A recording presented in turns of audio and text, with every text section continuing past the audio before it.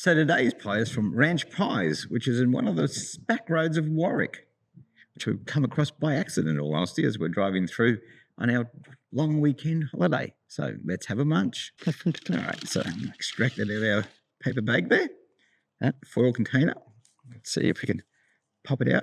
Give me a second. I'll have golden colour on the top. I wouldn't say it was burnt, but it's getting close to that point, one would have to think.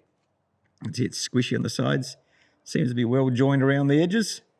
Bit of flake showing there. So let's try it. Let's have a munch. Halfway through my pie, I have to say, I don't think this is a steak and mushroom pie. It has a really weird flavour on top. Sort of like a tomatoey taste to it, if anything. It's got a little bit of burnt flavour in the crust. It's all mince. The gravy's a bit on the runny side. Strange flavour. Oh, look, if you look at the top left corner there is actually a mushroom. So let's finish it off. Finish my pie.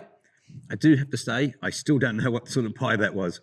If that was a steak and mushroom pie, then it really gets a 0. Now, that one bit of mushroom you saw in the halfway point, that's the only bit of mushroom that I came across at the end of the day. So after having finished my pie, what would I say about it? It's soft on the bottom, bit of crunch around the edges where it's joined together, but also a very burnt flavour around that part there as well. No mushroom except for the one piece. Mince, runny gravy, very unusual gravy. It's sort of like a ranch barbecue sort of flavour to it. Maybe that's why it's called the Ranch Pie Shop, I don't know. A lot of onion in it and a few other bits of tomato and stuff like that. So I honestly don't know what it was. Definitely not steak and mushroom. If they sold that to me, then that's a 1. If they sold me something else, then I'd probably still only give it a 2, given that it's a bit burnt on top and the flavour was different and not what I would expect in a pie. But that's just a personal preference. Somebody else might quite like it at the end of the day. Unfortunately, there's no review from Sarah. So why is there no review from Sarah?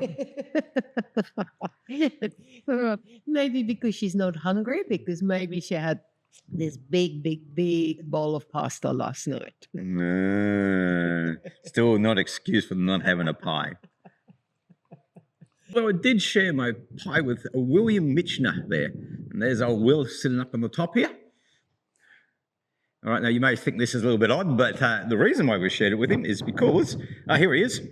The shell was shed as the gift of Will Mitchner, the benefit of the public. Under this stone lies his body, born August 2nd, 1841, died June the 1st, 1918. We're actually in the cemetery, and this is the shelter shed for his memorial here, where he's buried under. Yes, I know it's odd that we're in a cemetery, but we quite like wandering through cemeteries and looking at the old stones and some of the epitaphs and things like that. It actually can be quite fascinating. Okay, call it weird, but hey, it's what we do.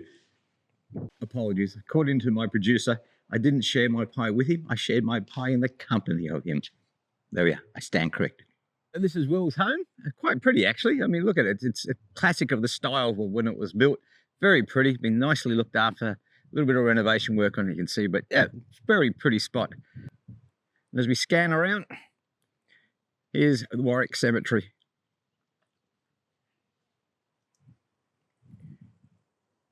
Some beautiful aromas coming out of the plants here.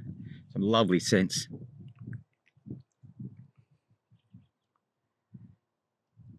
So I did a quick Google search about old Will here. It seems like he led a very frugal life. There's not a lot of information about him from what I can gather. What he did have is he owned one of the pubs in Warwick. It burnt down, then he got a license for another one. I'm not quite sure of the fate of that one. But he lived a very frugal life, and as such, he seemed to manage to acquire quite a considerable fortune. What I can see, about $3 million in today's money, so a considerable mass of money back in the early 1900s. And then when he's died, he's basically distributed that to a lot of various charities and establishments like the hospital, etc., in the Warwick region, and had a significant impact at the time and was mentioned in the papers for quite a while afterwards. And one of his requests was that they build the shelter shed for him as a memorial to him and where he's currently housed. So I think, given what he did for the area, not an unreasonable request.